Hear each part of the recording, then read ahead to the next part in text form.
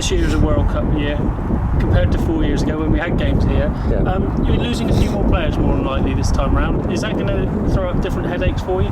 Yeah, well, at this stage I think we're expected to lose at least 10. When I say lose, contribute 10, I suppose, to the World Cup. I think it's just a fantastic scenario, and as I said, you can look at the positives and negatives of any situation.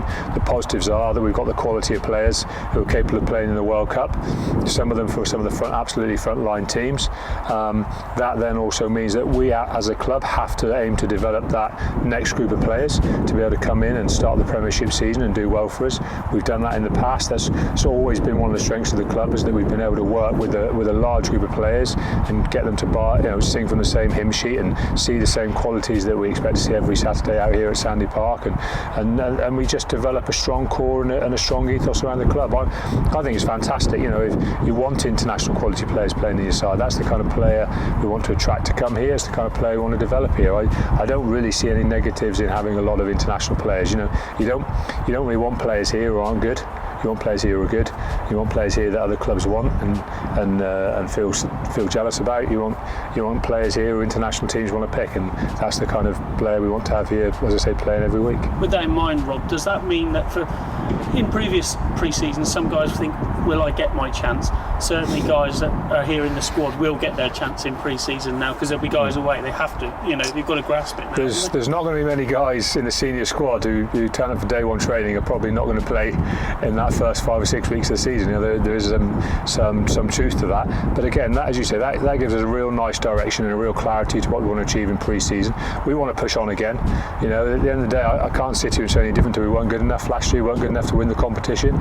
So that hurts a little bit, and that gives us something to fight for. In boxing terms, we've been in 4 finals and won one of them and come out second best to the same team twice. So we're kind of number one contenders, and that's how we have to decide to prepare and decide to fight. That we're contenders. We're not champions. We've got to do the hard work that everybody who wants to earn a championship has to do. Same for us as it is for 11, 12 other clubs. We've got to go out there and show we're prepared to fight harder than anybody else and work harder than anybody else. And if we do that in pre-season, we give ourselves a great opportunity to start the season well. I'm sure you would have watched the final several times over now and reviewed it in quite some depth. What will you say to the boys when they report back next week? What's the message? Well, the players aren't stupid. They've talked about it already, and there's a truth. They know it was a good game of rugby, and they know they got close, and they know they achieved a lot of good things on the day. But they also know they made mistakes, and we will address both sides of that. We'll talk about the good things we were able to bring to the game, but we will also say, look at these moments where we let ourselves down, and the job of a good team and a good coaching group is to find the ways to turn those moments our way. That's what we'll certainly talk about, and we'll talk about the things we need to do in pre-season to make less of the bad moments happen and to make more of the good moments happen. And it sounds simple, but it'll take a little bit more than just a simple chat. Results and statistics though show you're not a million miles away. You've pushed Saracens to a 3-point ball game come the end. You beat them in the regular season. They're European champions. You're not far off, are you?